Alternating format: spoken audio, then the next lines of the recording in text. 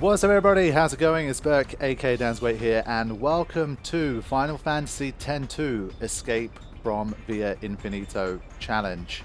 It has been almost 10 years since I last featured Final Fantasy X-2 on this channel, and so I figured it is about time I made a comeback to a game that I have generally mixed but overall positive emotions about. And one aspect of this game that I did always like and appreciate was the fun gameplay. And the Via Infinito is a great dungeon and a great place to try and do some challenge material. And so hopefully those of you guys watching this would have in the past seen some of my Escape From series.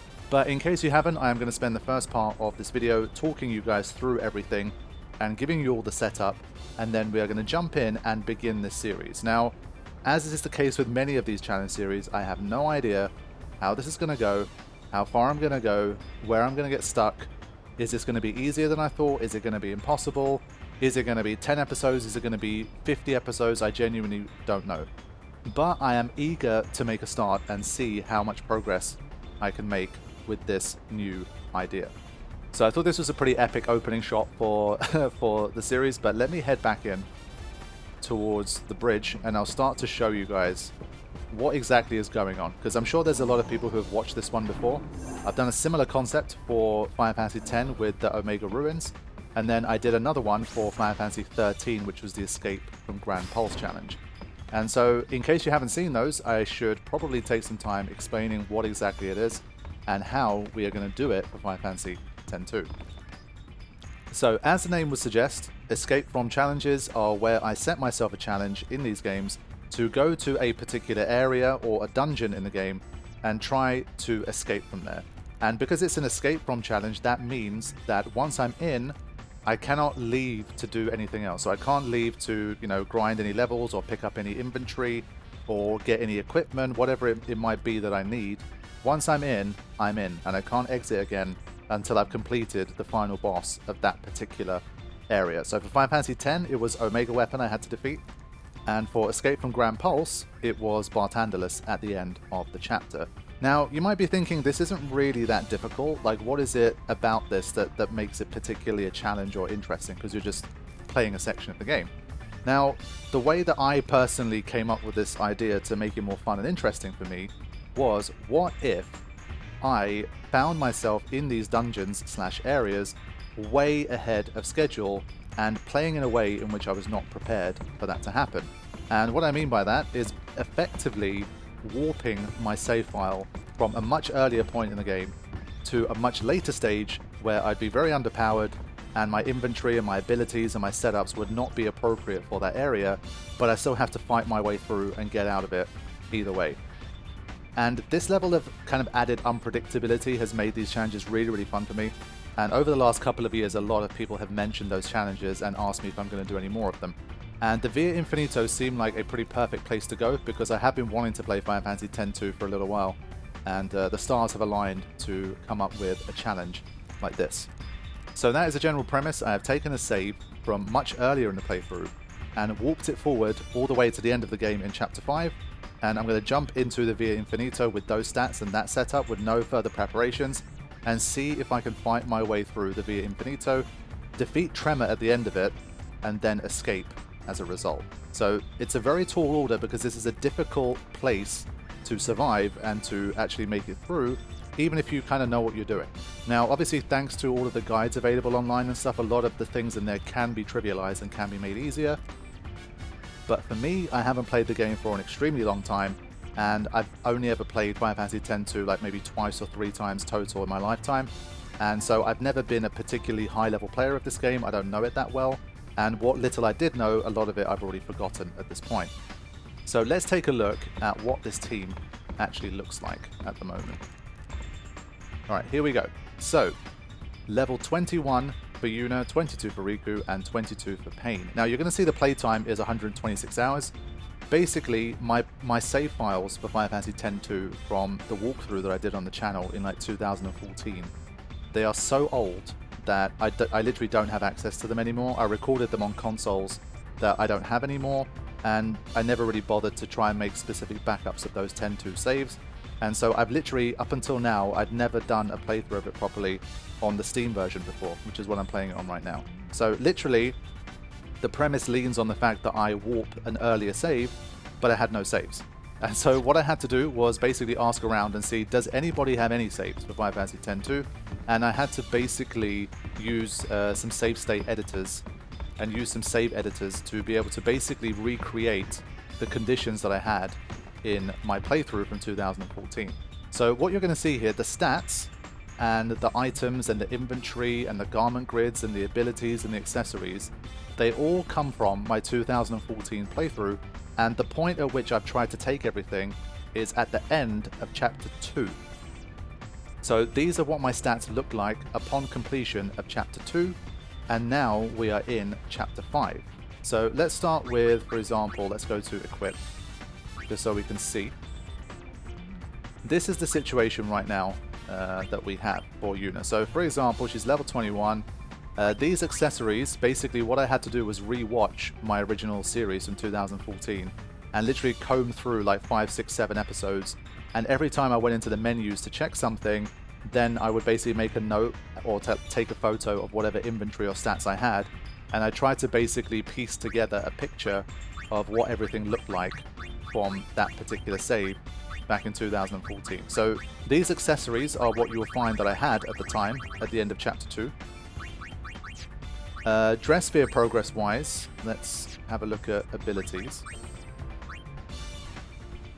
So apparently I was 51% of the way through for Gunner, for Yuna, and this is literally pretty much exactly what I had, down to like the specific AP points. So I definitely focus heavily on Gunner, but a lot of the other stuff doesn't have too much. I think this Gun Mage is incorrect, but I'm not really planning on using it. And I think it's also affected by how many blue bullet things you have. This one, I couldn't find like which ones I had and which ones I accumulated. It would be too long, so I'm largely considering probably not really using Gun Mage, depending on what happens.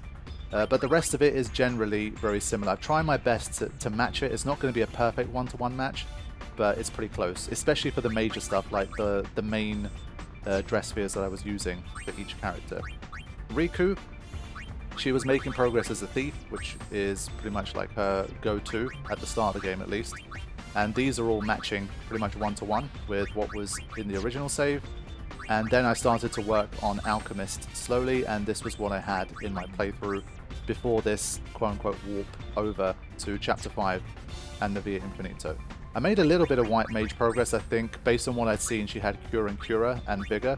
Those were the 3 that she had. And for Paine, she was mostly focused as a warrior, and this is exactly the points that she had for stuff. And my plan was to basically what I did in the playthrough was then transfer her over to Dark Knight and start to get to work on Dark Knight stuff. But she didn't have any abilities at the time. She hadn't learned anything new at the end of Chapter 2. So in terms of my dress spheres and my abilities, that's basically where we're at.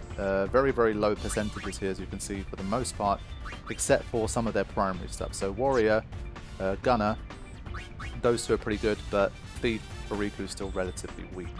So I've shown you accessories, I've shown you abilities. Let's have a look at the garment grids. These were the garment grids that I apparently had. So that's the whole extent of them. Obviously throughout the game there's many, many more that I could have gotten, but because we're warping the save, anything that I missed along the way, also I don't have access to them. So this is basically the entire thing, because we're not going to, I think, get any more garment grids during the Via Infinito. So this is what we have to work with. And so basically that's about it. Items wise, this is pretty much a close to one-to-one replica of what I had at the end of Chapter 2. 6 high potions. Phoenix Downs was pretty good, but like the big like helpful major items like Mega Potion, Mega Phoenix, obviously Mega Elixir. I think I had 3 elixirs possibly. It's just, it was very hard to build a one-to-one picture, because obviously I never spent too much time in the menus, or I edited it out, and I was only going in and just checking little things here and there. But in general, that is the setup. We're pretty low level. We don't have the greatest sort of abilities, accessories, garment grids, items, all of that stuff. But we are going to dive into the Via Infinito and see if we can make it out. So let me start to make my way towards it, and then we'll talk more about how it's going to work. With these challenges, I think it's always just good to get the premise, you know? Explain to people as much as possible what to expect, because it's not a kind of... Sometimes they're quite intuitive, where you'd say, I don't know, level 1 challenge or something, and obviously you know what that entails, but when you call a series like Escape from Via Infinito, that part of it is obvious, yes, but I think you need to explain a lot of what's going on and what you're trying to actually do. Like, what are the conditions other than literally escaping? And so, especially the first part, it's going to be a bit of a slow start, but once we get into it, it could be a very, very interesting series. Because the gameplay of 10-2 is very cool, and there's just a lot of different levers you can pull because of all of the dress spheres and the garment grids and that kind of thing, to be able to create some pretty interesting battle situations. And while it's a game that I just genuinely do not know very well in terms of the battle, and so I'm hoping I'll be able to learn more about the game and improve my own knowledge and skills of Final Fantasy X-2 by the end of this challenge. Man, this music though, like, it's very subtle, but because you spend a lot of time in Via Infinito, it's pretty iconic. Okay, so as I say, I'm not obviously allowed to make any further preparations, so I can't go to the store, I can't spend any money, I can't stock up any inventory. You're just going to have to imagine that, like, after the events of Chapter 2, these guys basically woke up and they're in the Via Infinito, and we have no choice but to basically make our way out of there. So that's going to be the challenge that we have. Now, the Via Infinito, it starts off simple, like it basically contains pretty much all of the enemies that you encounter throughout the game, and it progressively scales up. And so, thankfully, like, for the first part, we should be okay. But once we start getting into, like, Cloister 40 or something like that, we're going to really start to encounter some difficult stuff. So, I think I've generally explained enough. More of it we'll talk about along the way. I'm going to put in a save here.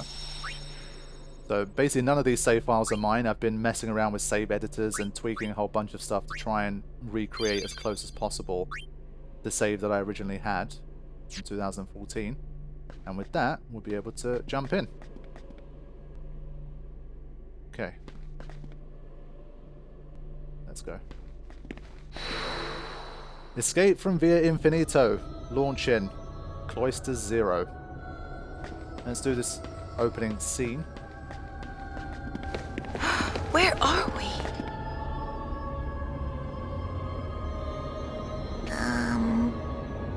I know a place just like this. It's the, Farplane! Oh, I wanted to say it. Oh, sorry. First in a year, you are.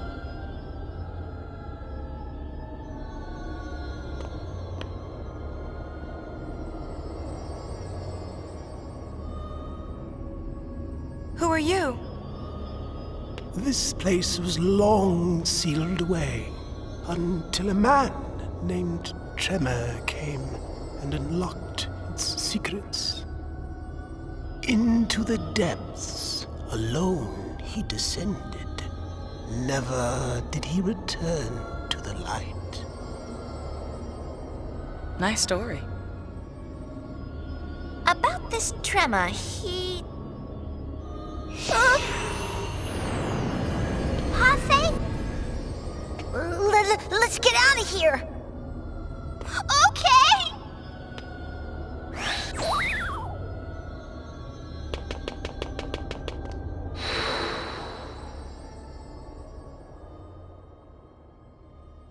Yeah, this is not a place for kids, and not a place for the faint of heart.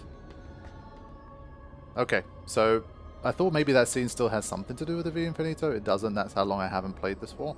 But yeah, so what we are going to do, just the final bit of explanation before we just jump in and start fighting things, is that the way that this dungeon is structured is that it quite literally has 100 floors. We're going to have to descend like 100 floors down into the deepest depths. And what you can do, obviously I'm playing on the Steam version, which does have autosave, so I believe it autosaves on every floor. What you can also do is, when you want to, this is for like normal situations, there will be like these blue teleport things. And when you go on the blue teleports, you can basically exit the Via Infinito, put in a save, do whatever you need to do, and then you can jump back in and continue from the deepest point which you reached. Or you can go to like specific cloisters within like 20 level increments if you've already done them. So you can do like 0, 20, 40, 80, etc. Now, this challenge is called Escape from the Via Infinito. So that means that if we just use that teleporter to escape out, then that kind of goes against the whole spirit of the challenge. What's the point? You're just literally just warping out of the place that you're supposed to escape from. So what I'm going to do is, for this challenge, I'm going to try to basically never use the blue teleporters to exit completely from the Via Infinito. So that's part of the plan. That's part of the rules that I've set for the challenge, because it feels pretty fitting given its name.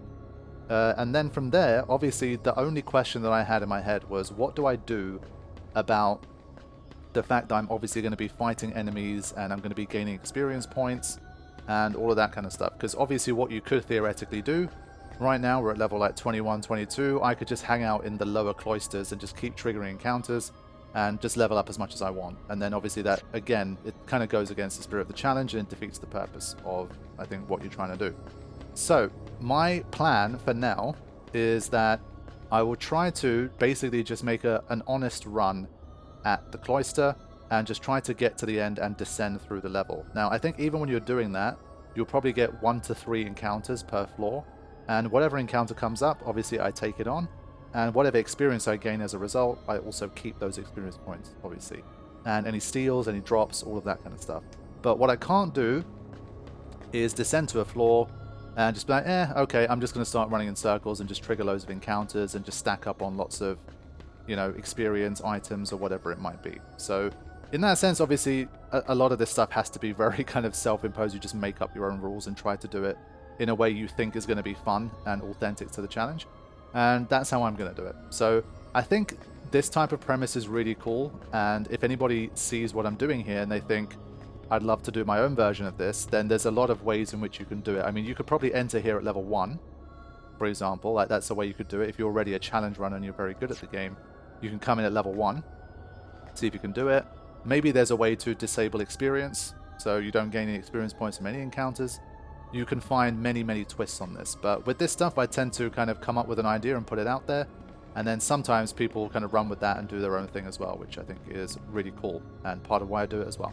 So, with all of that said, I have not done any kind of setup preparation for like my garment grids, my equipment. Like, equipment-wise, this is literally what I had at the end of Chapter 2, I'm pretty sure. I had a look at these. But in terms of the garment grids, I'm not sure what I was using. I think it was Heart Reborn, so that I could use Life if needed. So I think I need to take a minute to set up my garment grids a bit, because all I did was basically edit in whichever ones I had in the run, but in terms of what they actually have on them, I haven't been doing that. So I think the first decision needs to be, because we're going to have a limited number of encounters and we won't be able to just farm indefinitely for AP points, which abilities do I really think I need for this challenge?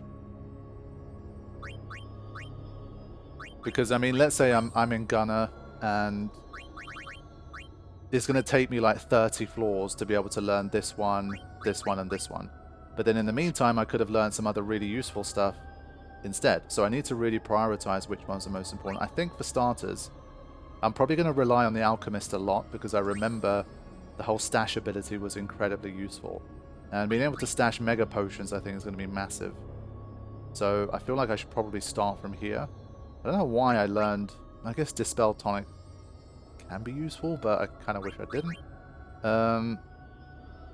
I feel like I need to get to... Well, Phoenix down. I have 52 of them already. Do I really need to stash it? No. I'm thinking maybe I keep her on Alchemist and I do that. And then also I think Rikku needs to be on a grid where she can switch to Thief, because I'm going to be relying on stealing, I think, quite a lot as well, to try and get a few useful items. And maybe, well, you can also steal accessories depending on what you're facing. So I think that's also going to be a good idea. In terms of fleeing, I'm going to try to not flee from anything. crap. I should probably get that. So I think Thief and Alchemist for now. And I think for her, we need to get onto Dark Knight and get on with it. I think Warrior is good because we'll be able to make use of these. I think these are still pretty useful in this game. I did have a quick look at how they work because I think they're different from Final Fantasy X. And this one is a little bit more of like an old school Final Fantasy mechanic where you can stack them. So it reduces like the defense of an enemy and then you can stack it so you use it multiple times. So, could definitely be useful when you're a little bit underpowered, as I will be. So Dark Knight plus Warrior for her. Thief plus Alchemist for her. She'll probably stay in Alchemist most of the time. I'm going to probably need those heals like all the time. And then Yuna, probably Gunner and... maybe a second Dark Knight, honestly. Question is, do I stick to Gunner? I'm thinking this might be a good idea. Because I'm probably going to be facing enemies with very high defense, and obviously if I'm lower level than them, that could be a good one. So I think we might start with that. And now I need to set up a few garment grids to make use of this. Yeah, these aren't exactly the greatest garment grids of all time. I mean, I can definitely get some usage out of them, but obviously a lot of high-level ones that probably give you really great abilities, obviously I just don't have. Okay, in terms of accessories, I think I want to go for the Dark Knight. I want her to have as much HP as possible. Seems a reasonable idea. And then...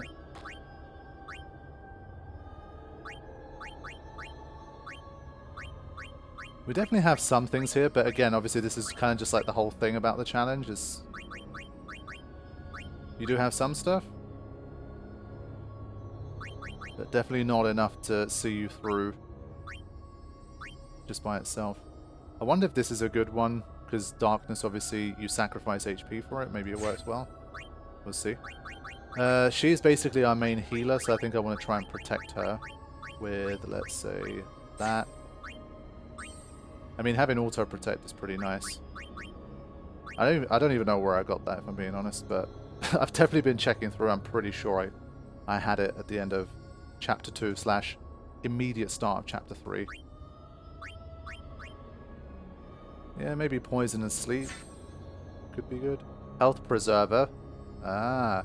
Who has been watching the Final Fantasy X Masters mod by Carithian? Carithian is a big fan of Final Fantasy X too as well. And he modded an ability called Health Preserver, like a customization ability. And so you can see some inspiration there.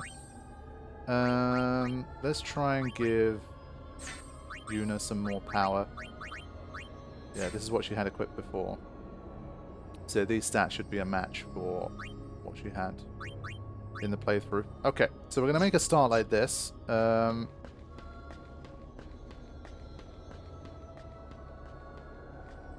I think we should be alright from here, although 853 is a little risky maybe, but we're just going to make a start.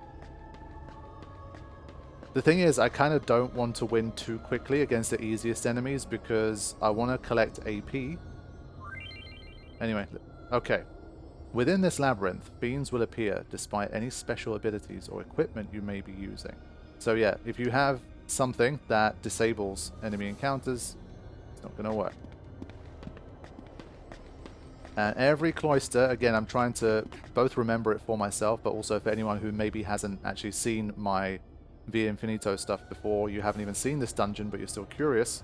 Basically, you are going to have a randomly generated like set of cloisters every time you descend a level. I think there's like, let's say 6 different alternatives, and depending how deep you go, the set of what you can get will change. And each one basically has a way of getting to the next deeper layer. And so you're going to have to find it. Generally, it tends to be quite simple. You kind of run around and you find a point to drop down from.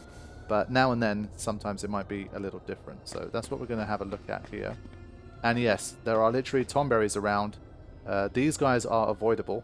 You don't have to fight them, but if you want to, of course, you can. So the first encounter should be coming soon. Let me check my configuration, actually. This has been a while. Alright, these weren't my settings. Sphere changes off. I think because I haven't done it at all in like this Steam version. I think basically the first time you ever change, it will still show the full animation. So I think we'll see the full animations the first time. I'm going to stick to wait. It helps with like commentary, honestly, and decision making. Sometimes if I want to just mention something or talk about something, I can just stick it, like go into like an item or a menu or something and stop the fight temporarily. Let's just go to normal for now. Again, just trying to get used to stuff. Memory is probably good. Battle help, sure. I probably need all the help I can get. Okay. So, Gunner, Alchemist, and Dark Knight. Okay. And here is our first encounter. Let's go. So, I'm going to just use normal attacks for now. Oh, Oversoul. Now, okay, I already have to talk about something. Hold on. I'm going to talk about this because this is one thing I had no control over because I'm using someone else's file. Oversoul is obviously generated by depending on how many fiends of this particular type you've already defeated. And obviously in this file I have no control over the counts of how many things have been defeated. So you're definitely going to see a different number of oversouled enemies compared to if I truly did have my original save and I walked it. But that's a level of kind of granularity that I just can't get down to because I'm not going to rewatch my entire playlist and count through how many of each enemy I fought. So just a note there, but worth mentioning, I think. So let's do some of this.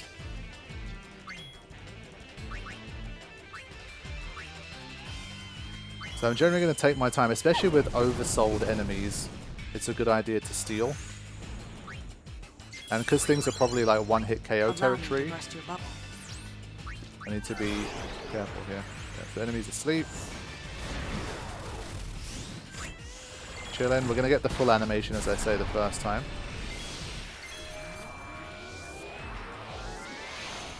But I really do need to steal because this is like...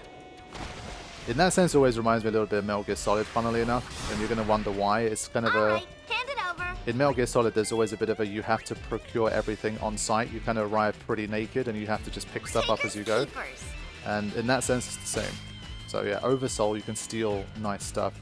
I actually don't know how the steal mechanics work. I've forgotten in this game. Can you get infinite steals? There's only one per enemy. Nothing to steal. Okay, yeah. So there's your answer. Okay, survive that.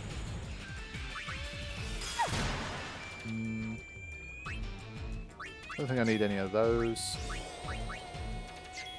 I guess there's no choice. But I think just to use an ability. Yeah. So because we're literally on the first cloister, obviously, even though we've walked... So what's next? Even though we've walked our save ahead, we're still pretty OP. For literally like the earliest enemies in the game. So that's pretty normal. But this is an opportunity for us to, you know, get started. And get some more items and experience in a safe way. So you saw there, I immediately just made a run to try and find the end of the cloister, and I immediately jumped down. So I didn't hang around and try and get into lots of extra encounters. We're just going to try to keep a very direct pace and make our way through these.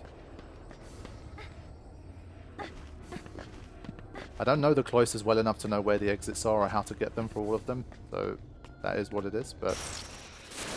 I got this. Hey, I want to fight too. Okay. Let's do...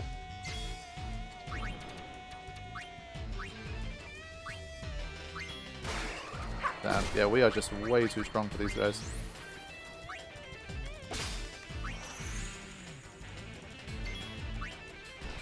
So I'll let Paine get the turn here to finish it off. Yeah, these are all one-hit KOs, so there's not too much we can do. Let me see... What is Paine trying to learn? I should have had a look at this. Nothing. Great. At least I realized that pretty early. Question is, I was learning Drain at the time, but I'm not sure I want to do that. I want to move to... I want to start getting some defenses like this.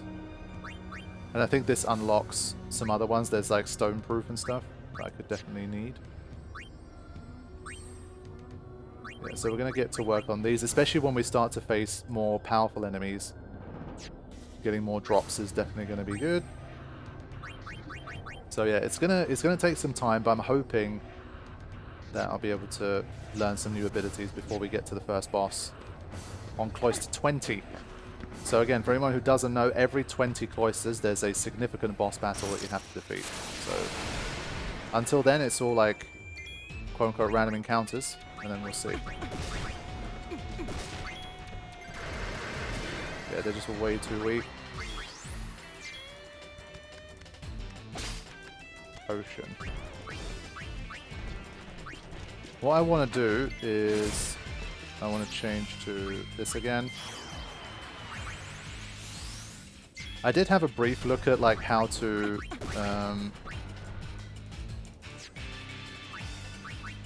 gain AP points. There's like multiple different ways to do it. And I think potentially if you just use the attack command you don't. I'd need to double check that, but let Rikku do that.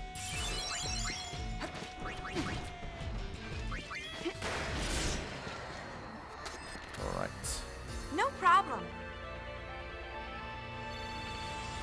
Yeah, so potions and stuff are going to be useful for mixing later on, at least. But already down to cloister 3.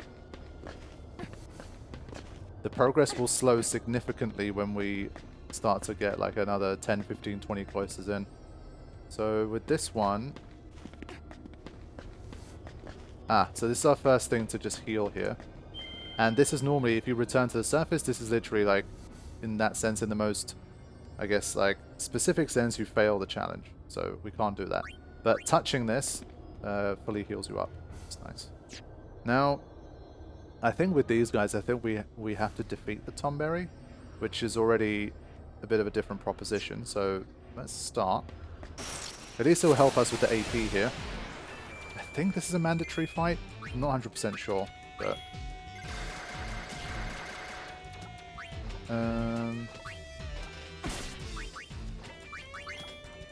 so we can start to use some darkness. Yeah, I think these ones are definitely nowhere near as dangerous as the ones in Final Fantasy X. Let's have a look at some of these.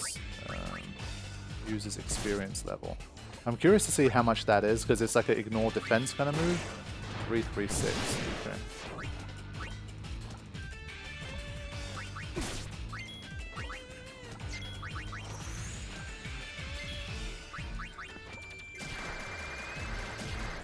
There's all kinds of stuff in this game with like action cancelling and chaining and that kind of stuff. There's a lot of higher level stuff, but I think I'll start to try and do that stuff or learn how to do it when I get to it. I'm gonna move to Thief, try and get some steals. I don't know how much HP this guy has. There you go, so I kind of chained by accident there with the darkness as well. I timed it. But I think we're pretty safe. Couldn't steal anything, so we'll try again. Cheap shot. This is regardless of defense. Let's have a look. 188, best. Try and steal again. We have burst shot. Oh, that's nice. Okay, that's a lot of damage.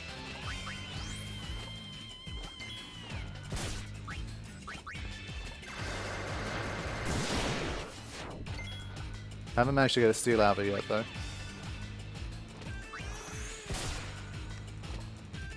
Yeah, there was always this like waiting element. It feels like Riku's ATB had been full for so long. He didn't do anything for ages. I have no doubt that that's going to frustrate me. But these waiting around moments after the ATB is already filled. Is there anything she needs to do for Warrior? Not really right now. I feel like I've already got most of the tools I need for it. I'm going to switch back to this. Get some heals in. But this is a pretty safe fight, thankfully. But I guess if you come in at like we try and do some kind of level 1 challenge here, then it might be a little more dangerous.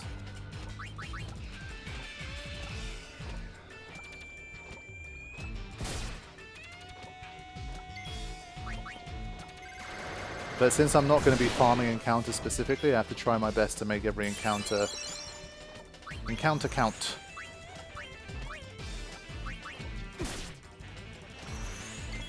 Yeah, this guy's got a lot of HP though. Wow. Like that combo there is quite a lot of damage, but still hanging in.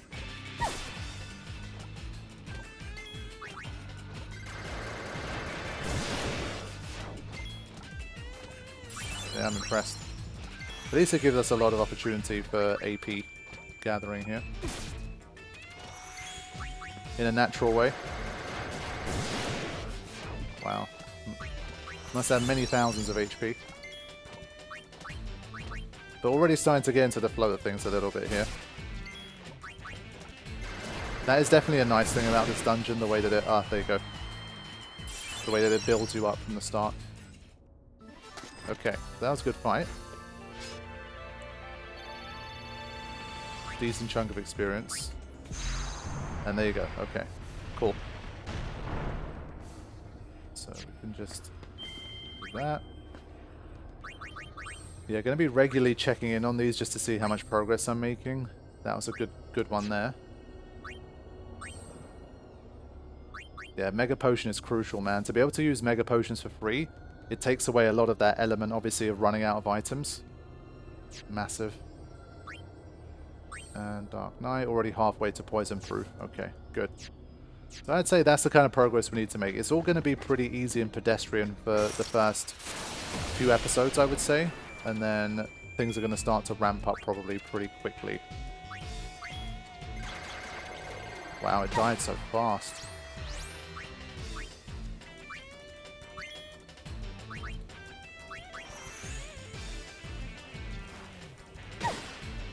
One damage, yeah.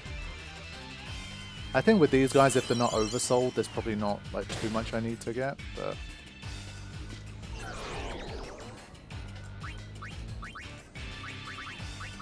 I'm just going to do this so I don't kill it. And then do that. Watch the master. Try and at least do one steal. There you go. A potion's a potion. Alright, let's go. Yeah, it's literally just one hit. Nice work. Even from trigger happy, it's one hit.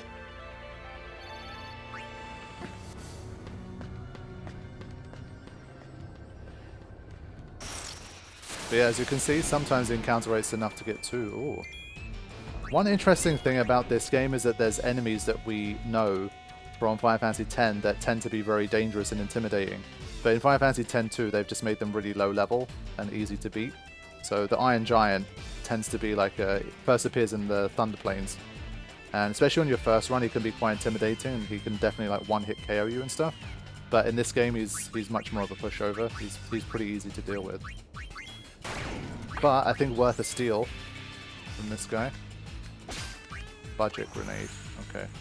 So I think every enemy has only one steal, perhaps.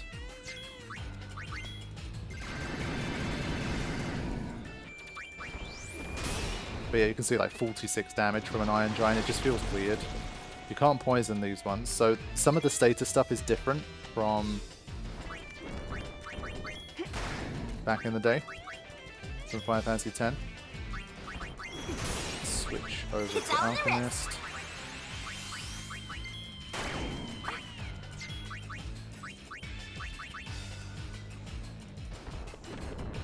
Good evasion as well. Yeah, died so fast. But thankfully, if you've already kind of set an item usage into motion, it still gets used at the end, even after the fight's over. It doesn't cancel it, which is quite nice. Alright, close to 4. Each one I'm going to kind of check back like this, because some of them offer the touch heal like that.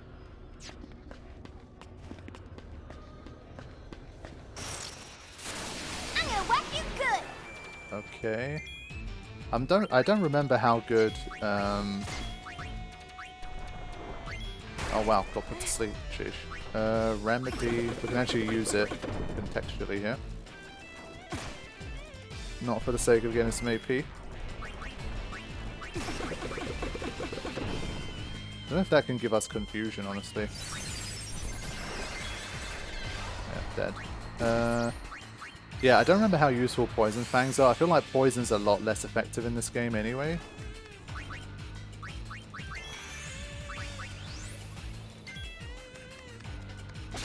Okay, fair play. I don't know if, again, you had the ability, if you have an ability loaded up like that and it still gets used even after the fight's over. Do you still get AP points for it? Not too sure. See, these ones I kind of fight at my own discretion. Like, I think where possible I try to skip them. But this one's a nice, simple cloister to jump down from. Same combo. Let's do this one first.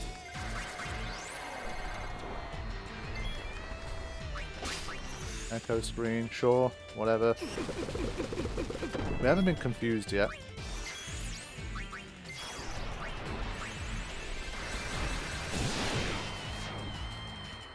Okay. That's it? Gonna get our first level up soon. For Yuna, she's gonna catch up the others on 22. So far, so good. That's another one of these.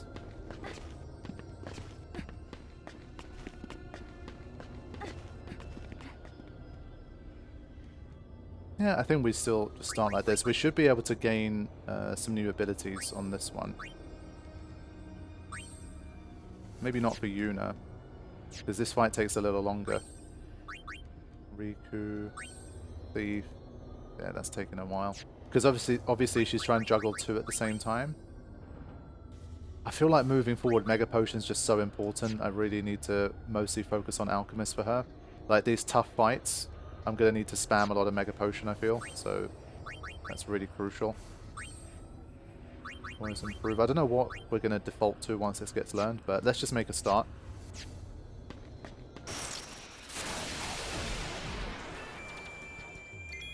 But at least this one I can kind of just go all out and not have to think too much about it. Don't have to worry about killing it too quickly. But I do want to at least still get a successful steal just in case.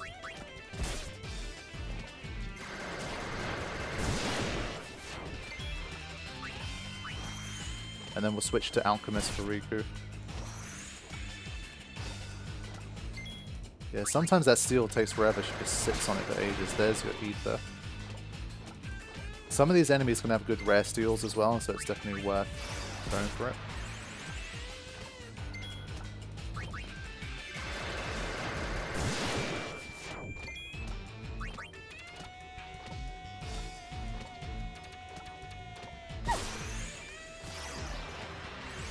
Okay, back she goes.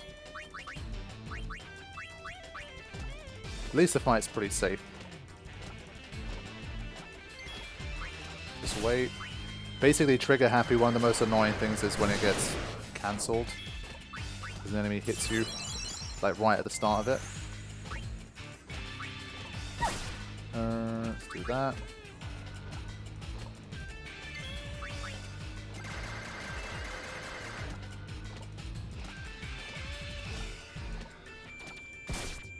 Yeah, we're lucky it doesn't have any other moves. There's Mega Tomberries inside the V Infinito. They're very infamous, but they are avoidable, thankfully. They're really deadly.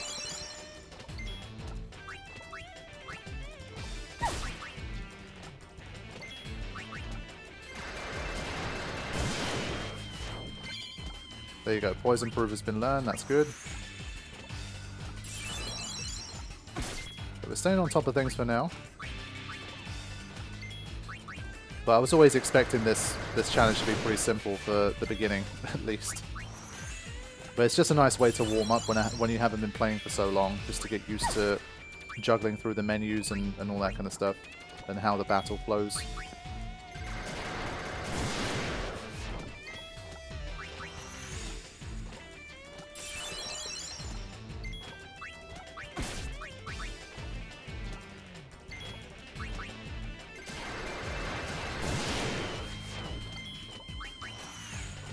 Definitely takes a while to kill. We're going to have to learn how to increase our damage output eventually.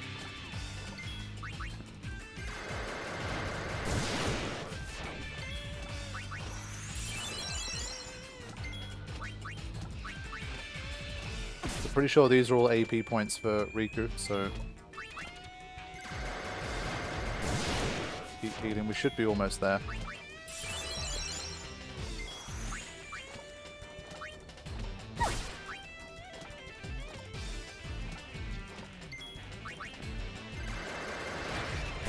There it is. Okay. Cool. So our Dark Knight has learned their first ability. And we have a level up. Sweet. Okay. 50 more HP, we'll take that. Let's see what she's moved on to now. Yeah, so Stone Proof will take, and then I think we have a Confuse Proof maybe? Could be huge. Yeah, we can use this through garment grids anyway. So, yeah. I think should be alright.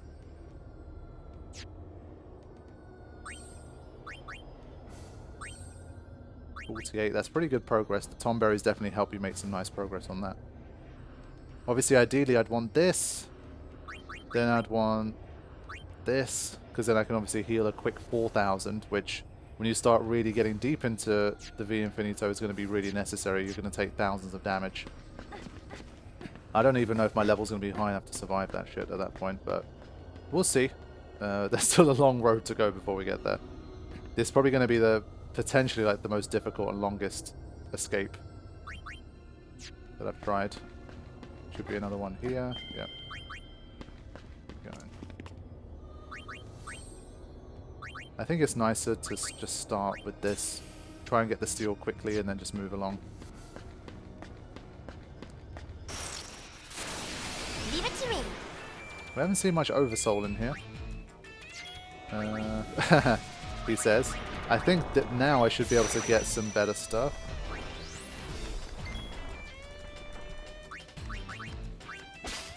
Phoenix down ×2. Okay.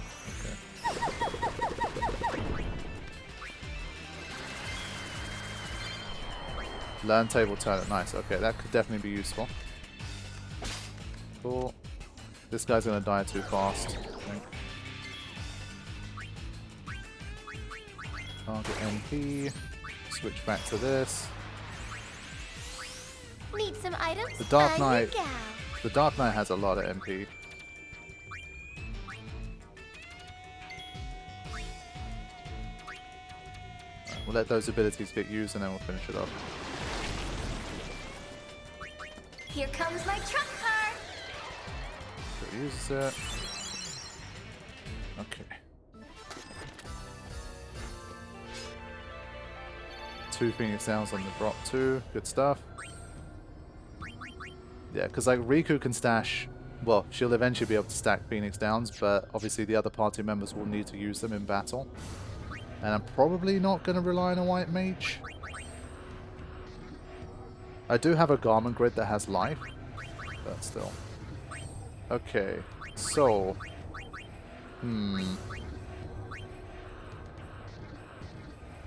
Critically damage all enemies. Yeah, critical damage is nice. But should I go for this? I think let's just do that one.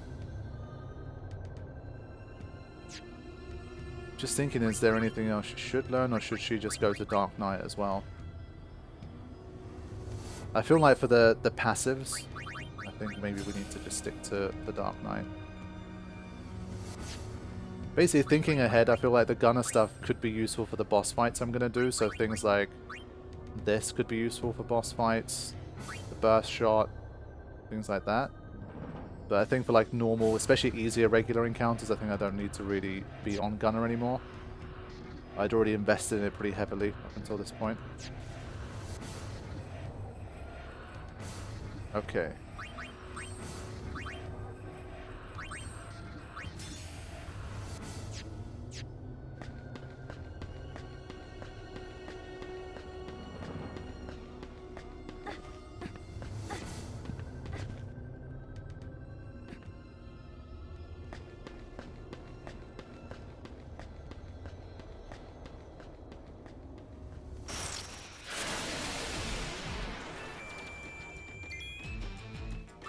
just gonna do a regular attack for a sec here. Phoenix down. Okay, fair enough. 54 with a protect. It's pretty significant. Nah, I forgot to change her to Dark Knight. Right.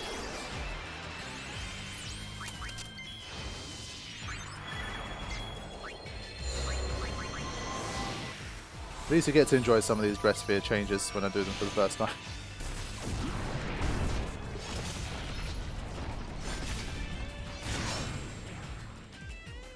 As I bear That this collab darkness bulb. into battle, my suffering becomes my strength. So she's allowed to use haste as a result of the garment grid she's on. That's cool.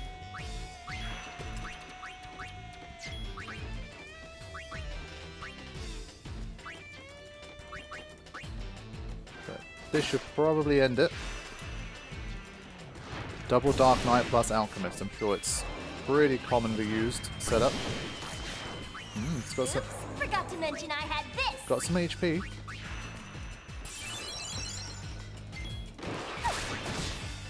I want to try... I don't have enough high potions. There's definitely some good mixes that you can make as well. Never underestimate Yuna. I love that. So like you can mix like, I think a normal potion and a high potion gives you a mega potion. But I've only got 6 high potions, so I need to use it sparingly. Until I can use stash. Let me see, I think I made a small note of some things that I could find useful, mix-wise. Let's have a look. What have I got? Potion plus Mega Potion is Ultra Potion, apparently. Potion plus Mega Phoenix, Final Phoenix. Potion plus Stamina Tablet, Mega Vitality. So it's a lot of the names you'll know from Final Fantasy X, but... interesting. Okay.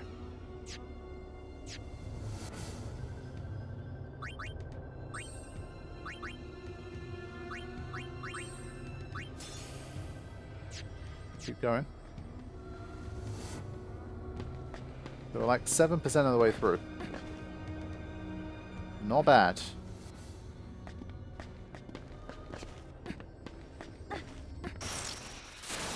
Ambushed. Ooh. Okay. And an oversoul. Shit. Okay. So this is another one again. It's oh, I stole the circlet. There you go. My blade. Yeah, it's an enemy that was very like intimidating in Final Fantasy X, but I think it's a much more lower level thing here. What happens if you... I think you just get a high potion if you do 2 normal potions.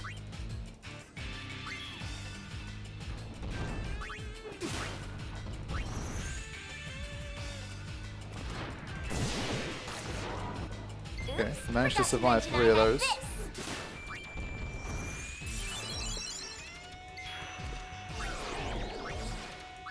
That was never going to work, but throwing it in anyway. My suffering mirrors yours. Yeah, Yuna has some nice quotes in Dark Knight. Definitely some aspects of this game I miss, sure.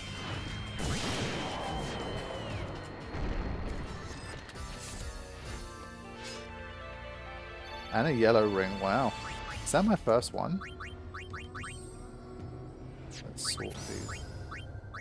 Yeah, it's my first one. Halves lightning damage. You never know. I now have a red ring and a yellow ring. Cool.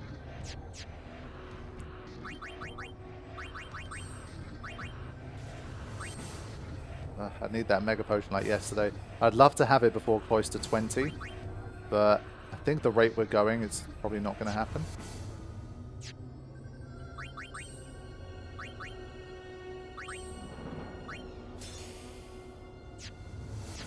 Alright.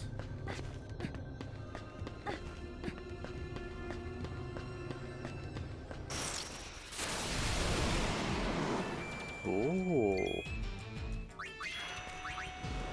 Again, could pick up some nice stuff here, potentially. High potion. I think from there, we've got to focus on the drop now. Can't steal any more anyway. Oh boy. Okay. Thankfully, we're spread out enough that only Rikku took the damage. 39, that's not bad.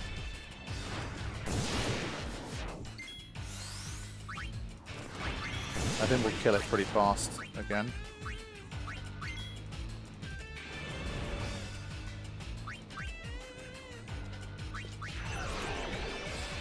I'm pretty sure that I just don't know if an enemy guards against it, do you not get any AP points for it? Unsure how that aspect works, but there you go. Now these guys might give you a nice drop as well. Don't hold out on me. Well, it's always nice to see a more unique enemy design. There's your red ring. Damn, we picked up some nice stuff here. So yeah, again, the enemies here, there's like a certain number of enemies, like encounter sets that can appear that are relative to the level, like how deep you are in the cloister. So definitely some RNG involved. You could get more favorable encounters that will get you better items and equipment. You might get more favorable layouts that have a heal close by. So definitely some RNG going on there as well. As there often is. Well, well. Okay.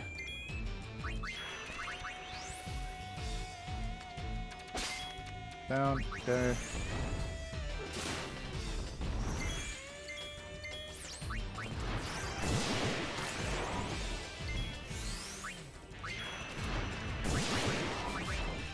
Yeah, Mega Potion's also much easier to keep up with 2 Dark Knights spamming darkness and obviously sacrificing their own HP. If you're healing them only one at a time, that could be a problem in a tougher fight.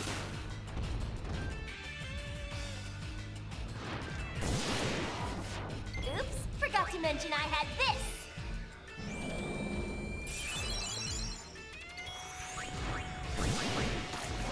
Did you get it in time? Yes, nice, okay.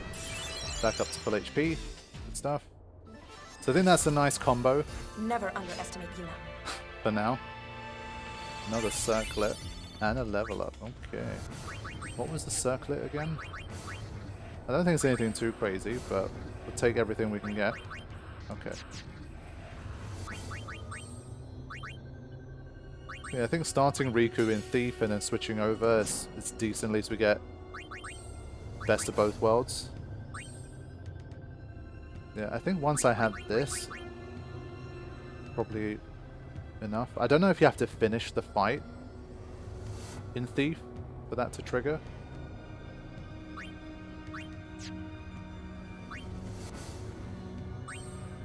She's close to stone proof. It's good. Okay.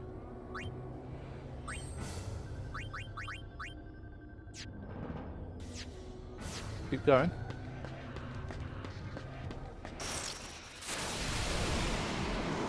It's going again.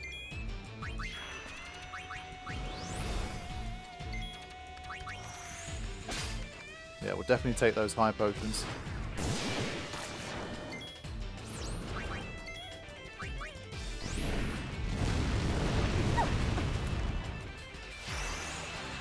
So we're definitely at the stage where we can pretty much overpower enemies just with attack spamming for now.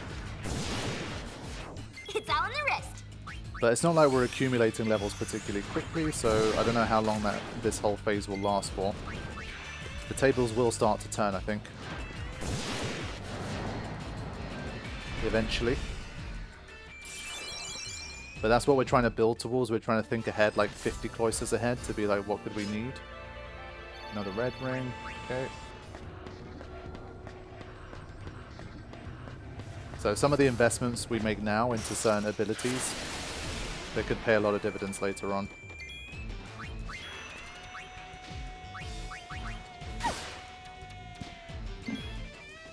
This had better be worth it.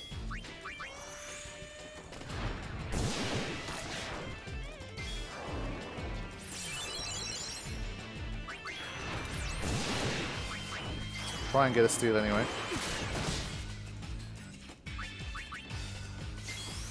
My suffering mirrors yours. Probably gonna kill it. Yeah, didn't get the steal. That's why I want to start off in Thief, even though it's a bit annoying Effortless. to switch back on the menu every time. I feel like it'd be worth it. Yeah, at least we ended it like that. Alright, down we go. Close to 8. Alright, double digits. Let's go. think. Yeah.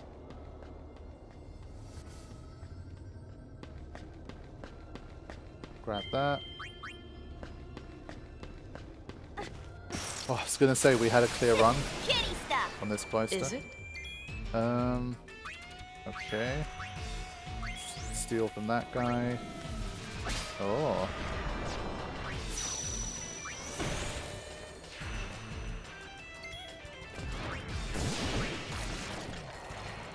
Steal from this guy.